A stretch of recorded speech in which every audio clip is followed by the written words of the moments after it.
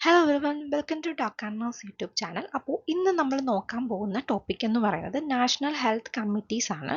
National health committees എന്ന് പറയുന്നത് എന്താണ് എന്ന് വെച്ചാൽ നമ്മുടെ ഇന്ത്യയിൽ നിലവിലുണ്ടായിരുന്ന ഹെൽത്ത് സ്റ്റാറ്റസിനെ അസസ് ചെയ്യുകയും അതിൽ എന്തൊക്കെ വഴികൾ കൊണ്ടുവന്നാൽ നമുക്കതിനെ മാറ്റിയെടുക്കാൻ പറ്റും, നമ്മുടെ ഹെൽത്ത് കണ്ടീഷൻസ് ഇമ്പ്രൂവ് ചെയ്യാൻ പറ്റും എന്നറിയുന്നതിന് വേണ്ടിയിട്ട് നമ്മുടെ ഗവൺമെൻറ് ഒരുപാട് കമ്മിറ്റീസ് രൂപീകരിച്ചു.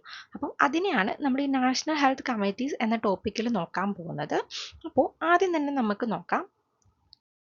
അപ്പോൾ നമ്മുടെ ആദ്യം നിലവിൽ വന്ന കമ്മിറ്റിയാണ് ബോർ കമ്മിറ്റി.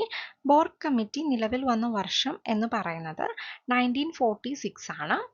അപ്പോൾ ഇതിൻ്റെ ചെയർമാൻ ആയിരുന്നത് സർ ജോസഫ് ബോർ ആണ്. അദ്ദേഹം ഈ ഒരു കമ്മിറ്റി രൂപീകരിച്ചപ്പോൾ അതിൻ്റെ ആദ്യത്തെ എയിം എന്തായിരുന്നു എന്ന് വെച്ചിട്ടുണ്ടെങ്കിൽ നമ്മുടെ ഇന്ത്യയിൽ നിലവിലുള്ള ഹെൽത്ത് കണ്ടീഷൻ്റെ സർവേ നടത്തുക എന്നുള്ളതായിരുന്നു ഈ ഒരു കമ്മിറ്റിയുടെ എയിം. അപ്പോൾ ഈ ഒരു സർവേ നടത്തി അദ്ദേഹം അതിൻ്റെ റിപ്പോർട്ട് 1948 ആയപ്പോൾ സബ്മിറ്റ് ചെയ്തു.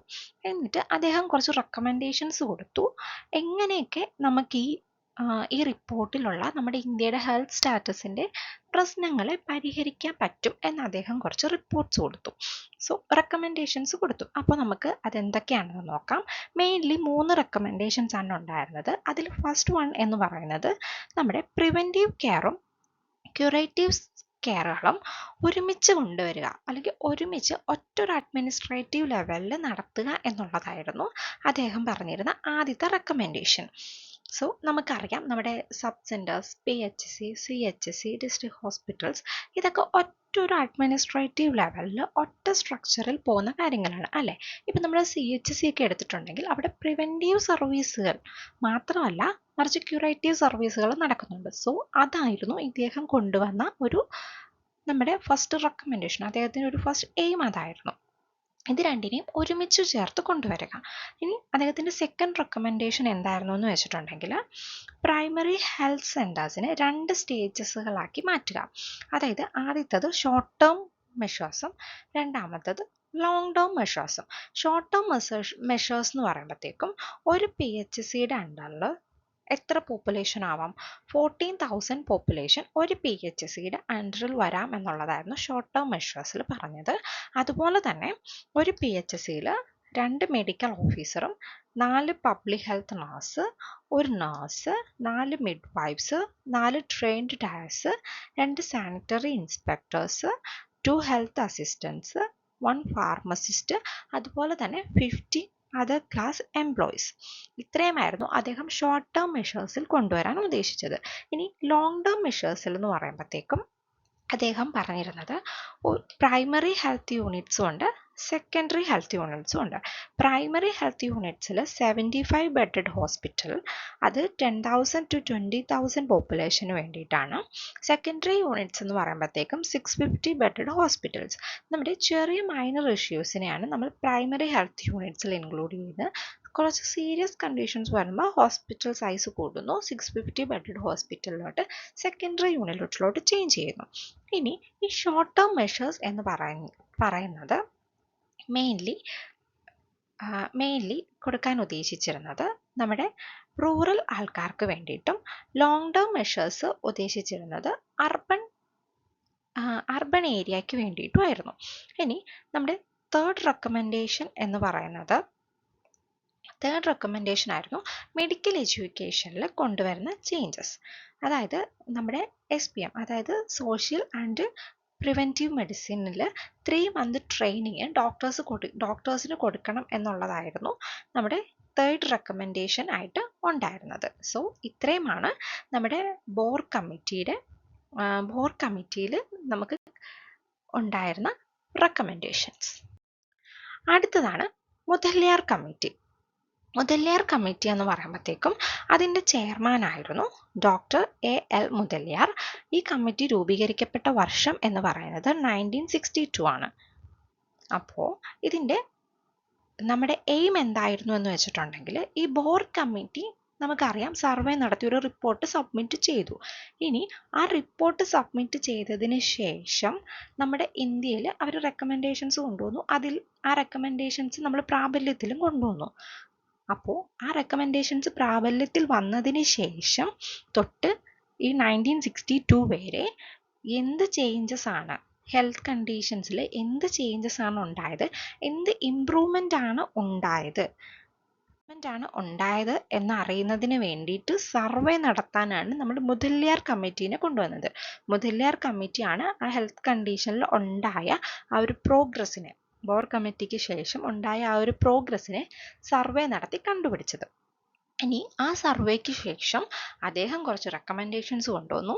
അതിനെ നമുക്ക് നോക്കാം. അപ്പോൾ ആദ്യത്തെ റെക്കമെൻഡേഷൻ എന്ന് പറയുന്നത് എന്താണ്, നമ്മുടെ ഫസ്റ്റ് 2 5 ഇയർ പ്ലാൻസ് നമ്മൾ കഴിഞ്ഞ ടോപ്പിക്കിൽ പറഞ്ഞു അല്ലേ. അപ്പം ഈ ഫസ്റ്റ് 2 5 ഇയർ പ്ലാൻസിനെ കൂട്ടിച്ചേർത്ത് നമ്മുടെ ഡിസ്ട്രിക്ട് ഹോസ്പിറ്റൽസിനെ മറ്റ് ഹോസ്പിറ്റൽസുകളെ സ്ട്രെങ്തൻ ചെയ്യുക എന്നുള്ളതായിരുന്നു അദ്ദേഹത്തിൻ്റെ ആദ്യത്തെ എയിം എന്ന് പറയുന്നത്. അതുപോലെ തന്നെ അടുത്തൊരു എയിം എന്തായിരുന്നു എന്ന് വെച്ചിട്ടുണ്ടെങ്കിൽ എന്താണ്, ഓരോ PHC എത്ര പോപ്പുലേഷൻ, മാക്സിമം എത്രയായിരുന്നു, 14 പോപ്പുലേഷൻ. അത് ആദ്യത്തെ നമ്മുടെ ബോർ കമ്മിറ്റിയുടെ അതേ നിയമം തന്നെയാണ് ഇവരും തുടർന്നത്. അതായത് ഒരു PHCക്ക് 40,000 പോപ്പുലേഷൻ വന്നു. അടുത്തത് എന്താണ്, പ്രൈമറി ഹെൽത്ത് സെൻറ്റേഴ്സ് എന്താണ് ക്വാളിറ്റി ഹെൽത്ത് കെയർ പ്രൊവൈഡ് ചെയ്യുക. അതായത് പ്രൈമറി ഹെൽത്ത് സെൻറ്റേഴ്സിൽ ഏറ്റവും നല്ല ക്വാളിറ്റി ആയിട്ടുള്ള ഹെൽത്ത് കെയർ പ്രൊവൈഡ് ചെയ്യുക. അതുപോലെ തന്നെ മെഡിക്കൽ സർവീസുകളും ഹെൽത്ത് സർവീസുകളും ഒന്നിച്ച് ചേർത്ത് പ്രവർത്തിക്കുക. അതുപോലെ തന്നെ ഇന്ത്യയിലുള്ള എല്ലാ ഹെൽത്ത് സർവീസുകളും അഡ്മിനിസ്ട്രേറ്റീവ് സർവീസുകളായിട്ട് പ്രവർത്തിക്കുക. നമ്മൾ പറഞ്ഞു നമുക്കൊരു ലെവൽ ഓഫ് കെയർ ഉണ്ട്. സോ ആ ലെവലിൽ തന്നെ ഇന്ത്യയിലുള്ള എല്ലാ സർവീസുകളും പ്രവർത്തിക്കുക. അപ്പം ഇതായിരുന്നു ഈ കമ്മിറ്റിയുടെ മെയിൻ എയിം ആയിട്ട് ഉണ്ടായിരുന്നത്. അപ്പോൾ അടുത്തതാണ് ചാതക് കമ്മിറ്റി. ചാതക് കമ്മിറ്റി നിലവിൽ വന്ന വർഷം എന്ന് പറയുന്നത് 1963 ആണ്. അപ്പോൾ ഇതിൻ്റെ ചെയർമാനായിട്ടുണ്ടായിരുന്നത് ഡോക്ടർ MS ചാതക് ആണ്. അദ്ദേഹം ഈ ഒരു കമ്മിറ്റി രൂപീകരിച്ച് ചെയർമാനായപ്പോൾ അവരുടെ ഒരു മെയിൻ എയിം എന്തായിരുന്നു വെച്ചിട്ടുണ്ടെങ്കിൽ നാഷണൽ മലേറിയ ഇറാഡിക്കേഷൻ പ്രോഗ്രാം. ഈ ഒരു പ്രോഗ്രാം അതിൻ്റെ ഒരു കുറവും വരാതെ, അതായത് ഇപ്പോൾ എങ്ങനെയാണോ ഈ ഒരു പ്രോഗ്രാം നടന്നു പോകുന്നത് അതേ രീതിയിൽ തന്നെ ഒരു ഫോൾട്ടും വരാതെ നടന്നു പോകാൻ എന്തൊക്കെ അറേഞ്ച്മെൻറ്റ്സ് ചെയ്യണം എന്ന് സ്റ്റഡി നടത്തലായിരുന്നു ചാതക് കമ്മിറ്റിയുടെ എയിം എന്ന് പറയുന്നത്. അപ്പോൾ ഇതിന് ശേഷം അവർ ഒരുപാട് റെക്കമെൻഡേഷൻസ് കൊണ്ടുവന്നു ഇത് ഇങ്ങനെ തന്നെ മെയിൻറ്റെയിൻ ചെയ്യാൻ വേണ്ടിയിട്ട്. അപ്പോൾ നമുക്കത് എന്തൊക്കെയാണെന്ന് നോക്കാം. ആദ്യം തന്നെ വിജിലൻസ്, അതായത് ബ്ലോക്ക് ലെവലിൽ ഓരോ ബ്ലോക്കായിട്ട് നമുക്കറിയാമല്ലോ അല്ലേ, നമ്മൾ താമസിക്കുന്നതിന് ഓരോ ബ്ലോക്ക് ലെവലുണ്ട്. അപ്പോൾ ഓരോ ബ്ലോക്കിലും ഇതിൻ്റെ സർവേസ് നടത്തുക, ഓരോ വീടുകളിൽ എത്തിയിട്ട് ഇതിൻ്റെ സർവേ നടത്തി വിജിലൻ്റ് ആയിട്ടിരിക്കുക എന്നുള്ളതായിരുന്നു അവരുടെ ആദ്യത്തെ ഒരു റെക്കമെൻഡേഷൻ. അടുത്തതെന്ന് പറഞ്ഞാൽ ഈ വിജിലൻസ് പ്രോഗ്രാമിൻ്റെ ഭാഗമായിട്ട് തന്നെ എന്താണ്, ഒരു ഹോം വിസിറ്റ് നടക്കുക അല്ലേ. ബേസിക് ഹെൽത്ത് വർക്കർ മന്ത്ലി എല്ലാ വീടുകളിലും ഹോം വിസിറ്റ് നടത്തി ആർക്കെങ്കിലും മലേറിയ ഉണ്ടോ എന്ന് ചെക്ക് ചെയ്യുകയായിരുന്നു രണ്ടാമത്തെ റെക്കമെൻഡേഷൻ. അടുത്തതെന്ന് പറഞ്ഞാൽ എന്താണ്, ഒരു ബേസിക് ഹെൽത്ത് വർക്കർ, നമ്മൾ പറഞ്ഞു ബേസിക് ഹെൽത്ത് വർക്കർ മന്ത്ലി വീടുകളിലെത്തി സർവേ നടത്തുന്നു. അപ്പോൾ ആ ഒരു ബേസിക് ഹെൽത്ത് വർക്കർ 10,000 പോപ്പുലേഷനെയാണ് കവർ ചെയ്യേണ്ടത്. അടുത്തത് എന്താണ്, അതോടൊപ്പം തന്നെ ഈ മലേറിയ ഇറാഡിക്കേഷൻ പ്രോഗ്രാമിൻ്റെ സർവേയുടെ ഒപ്പം തന്നെ അവർ എന്തും കൂടെ ചെയ്യണം, ബാക്കി അഡീഷണൽ ഡ്യൂട്ടീസ്, അതായത് മറ്റു വൈറ്റൽ സ്റ്റാറ്റിസ്റ്റിക്സ് കളക്ട് ചെയ്യുക, ഫാമിലി പ്ലാനിങ് പ്രോഗ്രാം, ഇതെല്ലാം ഇവർ തന്നെ ചെയ്യണം. അതുകൊണ്ടാണ് ഇവരെ മൾട്ടി പർപ്പസ് വർക്കേഴ്സ് എന്ന് വിളിച്ചിരുന്നു. ഇനി അടുത്തത് എന്താണ്, ഇവരെ ആരാണ് കൺട്രോൾ ചെയ്യുന്നത് അല്ലെ. ബേസിക് ഹെൽത്ത് വർക്കേഴ്സാണ് ഇത്രയും ഡ്യൂട്ടീസ് ചെയ്യുന്നത്. അപ്പോൾ 3 അല്ലെങ്കിൽ 4 ബേസിക് ഹെൽത്ത് വർക്കേഴ്സിനെ കൺട്രോൾ ചെയ്യേണ്ടത് ഒരു ഫാമിലി പ്ലാനിങ് ഹെൽത്ത് അസിസ്റ്റൻ്റ് ആയിരുന്നു. ഒരു family planning health assistant 3 4 basic health വർക്കേഴ്സിനെ കൺട്രോൾ ചെയ്യുന്ന വ്യക്തിയാണ്. അപ്പം ഇത്രയുമായിരുന്നു ചാതക് കമ്മിറ്റിയിൽ ഉണ്ടായിരുന്നത്. അടുത്തതാണ് മുഖർജി കമ്മിറ്റി. മുഖർജി കമ്മിറ്റി നിലവിൽ വന്ന വർഷം എന്ന് പറയുന്നത് 1965 ആണ്. അതിൻ്റെ ചെയർമാനായിരുന്നു ശ്രീ മുഖർജി. അദ്ദേഹം മെയിനായിട്ട് ഫോക്കസ് ചെയ്തിരുന്നതെന്ന് പറഞ്ഞാൽ ഫാമിലി പ്ലാനിങ് പ്രോഗ്രാംസിലാണ് അദ്ദേഹം ഫോക്കസ് ചെയ്തിരുന്നത്. അതായിരുന്നു ഈ കമ്മിറ്റിയുടെ ഒരു എയിം എന്ന് പറയുന്നത്. ഇനി എന്തൊക്കെ റെക്കമെൻഡേഷൻസ് കൊണ്ടുവന്നു, അതായത് ആദ്യം തന്നെ അദ്ദേഹം പറഞ്ഞൊരു കാര്യമാണ്, ഈ ഫാമിലി പ്ലാനിംഗ് പ്രോഗ്രാമിനും മലേറിയ ഇറാഡിക്കേഷൻ പ്രോഗ്രാമിനും സെപ്പറേറ്റ് സ്റ്റാഫുകൾ വേണം അല്ലേ. ഇപ്പം നമ്മൾ അതിന് മുമ്പുള്ള കമ്മിറ്റിയിൽ എന്താണ് പറഞ്ഞത്, ഇതിനെല്ലാത്തിനൂടെ ഒറ്റ ബേസിക് ഹെൽത്ത് വർക്കർ ആയിരുന്നു. പക്ഷേ ഇദ്ദേഹം പറഞ്ഞു ഈ 2 പ്ലാനിനും 2 സ്റ്റാഫുകൾ വേണം. അദ്ദേഹം ഈ 2 ആക്ടിവിറ്റീസിനെ തിരിച്ചുവിട്ടു. എന്നിട്ട് എന്തായി, ഫാമിലി പ്ലാനിംഗ് അസിസ്റ്റൻസ്, അതെ അവർ ഫാമിലി പ്ലാനിംഗ് ഡ്യൂട്ടീസ് മാത്രം ചെയ്യുക, ബേസിക് ഹെൽത്ത് വർക്കേഴ്സ് എന്താണ് ബാക്കിയുള്ള വർക്കുകൾ, നമ്മൾ വൈറ്റൽ സ്റ്റാറ്റിസ്റ്റിക്സ്, മലേറിയ സർവേ അപ്പം അങ്ങനെയുള്ള ഫാമിലി പ്ലാനിംഗ് ഒഴിച്ച് ബാക്കിയുള്ള ബേസിക് വർക്കുകളെല്ലാം ബേസിക് ഹെൽത്ത് വർക്കേഴ്സ് ചെയ്യട്ടെ എന്നും അദ്ദേഹം പറഞ്ഞു. അപ്പം ഇതാണ് മുഖർജി കമ്മിറ്റിയിൽ സംഭവിച്ചത്. ഇനി നെക്സ്റ്റ് കമ്മിറ്റി മുഖർജി കമ്മിറ്റി തന്നെയാണ്. 1966 അത് രൂപീകരിച്ചത്. കാരണം എന്ന് പറഞ്ഞാൽ ആ ഒരു സമയത്തെന്ന് പറഞ്ഞാൽ നമ്മുടെ രാജ്യത്തിന് ഒരുപാട് മാസ് പ്രോഗ്രാംസ്, അതായത് ഈ മലേറിയ, സ്മോൾ പോക്സ്, ഇറാഡിക്കേഷൻ ഇതെല്ലാം ഏകദേശം ഒരുമിച്ചാണ് വന്നത്. അപ്പോൾ ആ ഒരു ടൈമിൽ ഇത്രയും വലിയ മാസ് പ്രോഗ്രാംസ് നമ്മുടെ കൺട്രിക്ക് ഭയങ്കര ഒരു ബേർഡനായി വന്നു. അവർക്ക് എങ്ങനെ കൺട്രോൾ ചെയ്യണമെന്ന് അറിയാത്തൊരു സിറ്റുവേഷൻ വന്നു. അന്നേരം സെൻട്രൽ കൗൺസിൽ ഒരു മീറ്റിംഗ് കൂടിയിട്ട് ഈ ശ്രീ മുഖർജീനെ തന്നെ ചെയർമാൻഷിപ്പ് കൊടുത്തുകൊണ്ട് പറഞ്ഞു, ഇത് എങ്ങനെ നമുക്ക് ഓവർകം ചെയ്യാം, അല്ലെ എന്തുകൊണ്ട് ഇത് സംഭവിച്ചു എന്നുള്ള കാര്യം നമുക്ക് കണ്ടുപിടിക്കാൻ വേണ്ടിയിട്ട് അവർ റെക്കമെൻഡ് ചെയ്തു. അപ്പോൾ അദ്ദേഹം അതിൻ്റെ ഡീറ്റെയിൽസ് നോക്കി ഏത് ലെവലിൽ നമ്മുടെ ഇതിനെ സ്ട്രെങ്തൻ ചെയ്ത് ബ്ലോക്ക് ലെവലിലൊക്കെ സ്ട്രെങ്തൻ ചെയ്ത് ഒരു അഡ്മിനിസ്ട്രേറ്റീവ് സിസ്റ്റത്തിൽ കൊണ്ടുവരാമെന്ന് അദ്ദേഹം സർവേ നടത്തി. അതാണ് സെക്കൻഡ് മുഖർജി കമ്മിറ്റിയിൽ സംഭവിച്ചത്. ഇനി അടുത്തതാണ് ജെയിൻ കമ്മിറ്റി. ജെയിൻ കമ്മിറ്റി രൂപീകരിച്ച വർഷം എന്ന് പറയുന്നത് 1966 ആണ്. അപ്പോൾ ഈ ഒരു കമ്മിറ്റിയിൽ ഫസ്റ്റ് തന്നെ പറഞ്ഞിരുന്നത് ഇത്ര പോപ്പുലേഷന് ഒരു ബെഡ്, അതായത് ഇപ്പോൾ 1000 പോപ്പുലേഷന് ഒരു ബെഡ് എന്ന കണക്കിലാണ് നമ്മുടെ ഹോസ്പിറ്റൽസ് സ്ട്രക്ചർ ചെയ്തിരുന്നത്. അതായത് ഇപ്പോൾ ഒരു 10,000 പോപ്പുലേഷൻ ആണ് ഉള്ളത് എന്നുണ്ടെങ്കിൽ 10 ബെഡ്സ് ആകും ആ ഹോസ്പിറ്റലിൽ ഉണ്ടാവുക. അപ്പോൾ ആ ഒരു രീതിയിലാണ് ജെയിൻ കമ്മിറ്റി പറഞ്ഞത്. അപ്പോൾ എന്താണ്, താലൂക്ക് ലെവൽ നോക്കുമ്പോഴത്തേനും 50 ബെഡഡ് ഹോസ്പിറ്റൽസ് ആയിരുന്നു റെക്കമെൻഡ് ചെയ്തിരുന്നത്. അതുപോലെ തന്നെ അവിടെ എന്തുണ്ടാകണം, മെറ്റേണിറ്റി ഫെസിലിറ്റീസ് എല്ലാ ലെവലിലും ഉണ്ടാവണം. അതുപോലെ തന്നെ ലാർജ് പോപ്പുലേഷൻ കവറേജ് വരുമ്പോഴത്തേക്കും ഹെൽത്ത് ഇൻഷുറൻസ് അവൈലബിൾ ആയിരിക്കണം. അപ്പോൾ ഈ 4 കാര്യങ്ങളാണ് ജെയിൻ കമ്മിറ്റി പറഞ്ഞത്. അപ്പോൾ അടുത്തതാണ് ജംഗൽവാല കമ്മിറ്റി. ഈ ജംഗൽവാല കമ്മിറ്റി നിലവിൽ വന്ന വർഷമാണ് 1967. ഇതിൻ്റെ ചെയർമാൻ ആയിരുന്നു ഡോക്ടർ എൻ ജംഗൽവാല.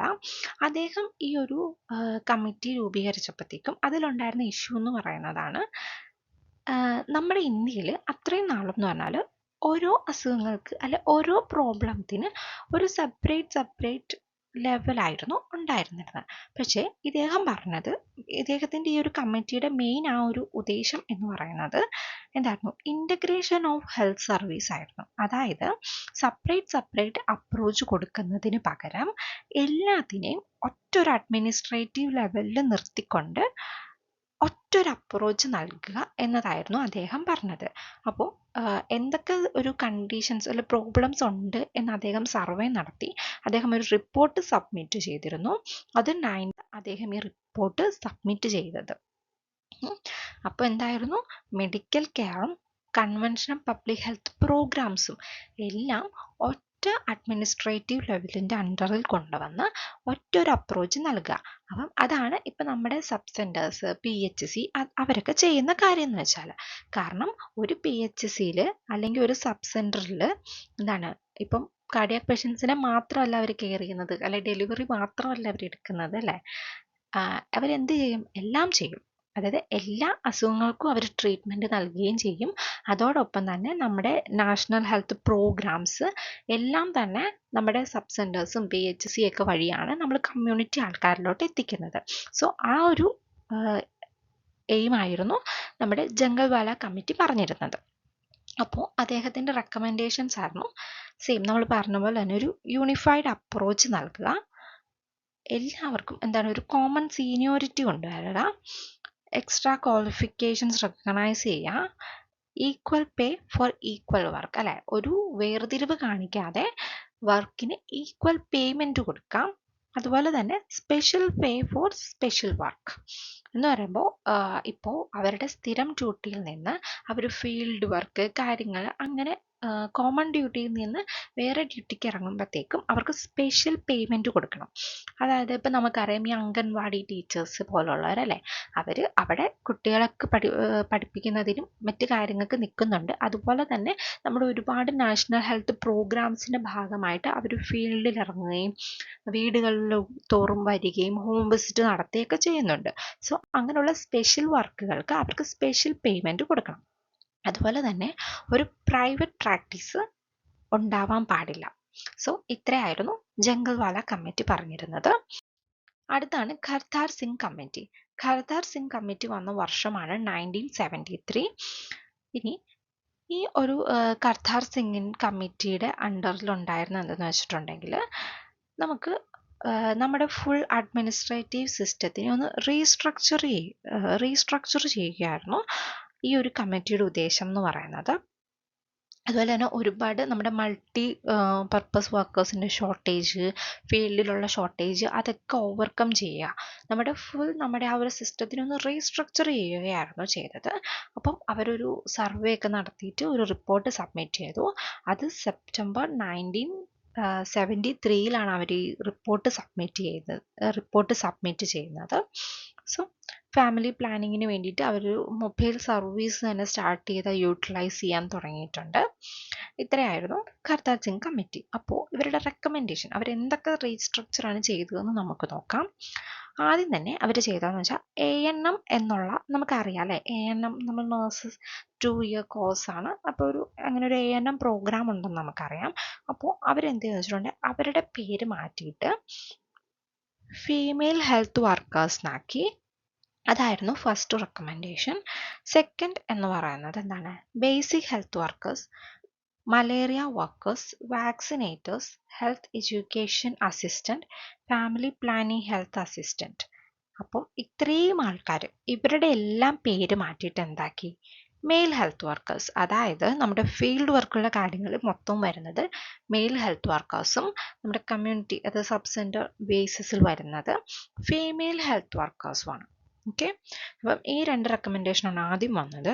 അടുത്ത എന്തായിരുന്നു, മൾട്ടി പർപ്പസ് വർക്കേഴ്സിനെ എന്തിനു വേണ്ടിയിട്ട് യൂട്ടിലൈസ് ചെയ്തു, മലേറിയ മെയിൻ്റനൻസ് ഫേസിൽ, അതല്ല സ്മോൾ പോക്സ്, നമ്മൾ നേരത്തെ പറഞ്ഞല്ലേ സ്മോൾ പോക്സ് മലേറിയയ്ക്ക് വേണ്ടിയിട്ട് മൾട്ടി പർപ്പസ് വർക്കേഴ്സിനെയും വെച്ചു. ഫാമിലി പ്ലാനിങ് ടീമിനെ ഫാമിലി പ്ലാനിങ്ങിന് വേണ്ടി മാത്രം വെച്ചു. സോ സെയിം മൾട്ടി പർപ്പസ് വർക്കേഴ്സിനെ മലേറിയ മെയിൻ്റനൻസ് ഫേസിലോട്ട് കൊടുത്തു. അടുത്ത എന്താണ്, പോപ്പുലേഷൻ. അതെ, നമ്മൾ ആദ്യത്തെ കമ്മിറ്റീസിൽ പറഞ്ഞു ഒരു PHC എന്ന് പറയുന്നത് 14,000 പോപ്പുലേഷൻ ആയിരുന്നു. പക്ഷേ ഇവിടെ അതൊരു ചേഞ്ച് കൊണ്ടുവന്നു. ഒരു PHC എന്ന് പറയുന്നത് 15,000 പോപ്പുലേഷൻ ആക്കി. അതുപോലെ തന്നെ എന്താണ്, 16 സബ് സെൻറ്റേഴ്സ് കൂടുന്നതാണ് ഒരു PHC. അപ്പോൾ ആ 16 സബ് സെൻറ്റേഴ്സ് എന്ന് നമ്മൾ പറഞ്ഞു, അതിൽ ഒരു സബ് സെൻറ്ററിൽ എത്ര പോപ്പുലേഷൻ വരും, 3,000 to 3,500 പോപ്പുലേഷൻ. അത് ഹില്ലി ഏരിയാസ് അങ്ങനെ വരുമ്പോൾ അതിന് ചേഞ്ചും വരുന്നുണ്ട്. ഇനി ഒരു സബ് സെൻറ്ററിൽ ആരൊക്കെ ഉണ്ടാവണം, ഒരു സബ് സെൻറ്റർ എങ്ങനെ ലീഡ് ചെയ്യണം, ഒരു മെയിൽ ഹെൽത്ത് വർക്കറും ഒരു ഫീമെയിൽ ഹെൽത്ത് വർക്കറും ഉണ്ടാവണം. അവരാണ് ആ സബ് സെൻറ്റർ നടത്തേണ്ടത്. ഇനി ഒരു മെയിൽ സൂപ്പർവൈസറും ഉണ്ടാകും. ഒരു മെയിൽ സൂപ്പർവൈസർ ഉണ്ട്. അവരാണ് ഈ എന്ന് വെച്ചാൽ ഒരു മെയിൽ സൂപ്പർവൈസർ 3-4 മെയിൽ ഹെൽത്ത് വർക്കേഴ്സിനെ ലീഡ് ചെയ്യുന്ന വ്യക്തിയായിരിക്കും. അതുപോലെ തന്നെ ഫീമെയിൽ ഹെൽത്ത് സൂപ്പർവൈസർ ഉണ്ട്. അവർ 4 ഫീമെയിൽ ഹെൽത്ത് വർക്കേഴ്സിനെ സൂപ്പർവൈസ് ചെയ്യും. ഓക്കെ, ഒരു മെയിൽ സൂപ്പർവൈസറും ഉണ്ട്, ഒരു ഫീമെയിൽ സൂപ്പർവൈസറും ഉണ്ട്. മെയിൽ സൂപ്പർവൈസറും ഫീമെയിൽ സൂപ്പർവൈസറും 3-4 ഫീമെയിൽ അല്ലെങ്കിൽ മെയിൽ ഹെൽത്ത് വർക്കേഴ്സിനെ കൺട്രോൾ ചെയ്യുന്ന വ്യക്തികളായിരിക്കും. ഇനി ഒരു ലേഡി ഹെൽത്ത് വിസിറ്റർ ഉണ്ട് അല്ലേ, ഒരു ലേഡി ഹെൽത്ത് വിസിറ്റർ ഉണ്ട്. അപ്പോൾ അവരുടെ പേര് മാറ്റിയിട്ട് എന്താക്കി, ഫീമെയിൽ ഹെൽത്ത് സൂപ്പർവൈസറിനാക്കി. ഇനി ഡോക്ടർ, അതായത് PHCയിലുള്ള ഇൻചാർജ് ആയിട്ടുള്ള ഡോക്ടർ ആയിരിക്കും ഇവരെ എല്ലാവരെയും കൺട്രോൾ ചെയ്യുന്നത്. അതായത് ഈ ഫീമെയിൽ ഹെൽത്ത് വിസിറ്ററിനെയും, ഫീമെയിൽ ഹെൽത്ത് വർക്കറിനെയും, മെയിൽ ഹെൽത്ത് വർക്കറിനെയും, ഫീമെയിൽ ഹെൽത്ത് സൂപ്പർവൈസറിനെയും, മെയിൽ ഹെൽത്ത് സൂപ്പർവൈസറെയും, ഇവരെ എല്ലാവരും കൺട്രോൾ ചെയ്യുന്നത് ആ PHCയിലുള്ള ഇൻചാർജ് ആയിട്ടുള്ള ഡോക്ടറാണ് ഇവരെല്ലാവരെയും കൺട്രോൾ ചെയ്യുന്നത്. അടുത്തതാണ് ശ്രീവാസ്തവ് കമ്മിറ്റി. ശ്രീവാസ്തവ് കമ്മിറ്റി നിലവിൽ വന്ന വർഷം എന്ന് പറയുന്നത് 1975 ആണ്. ഇവർ മെയിനായിട്ട് എയിം ചെയ്തിരുന്നത് എന്ന് പറയുന്നത് മെഡിക്കൽ എഡ്യൂക്കേഷനിലും അതുപോലെ തന്നെ സപ്പോർട്ടീവ് മാൻ പവറിലും ആയിരുന്നു.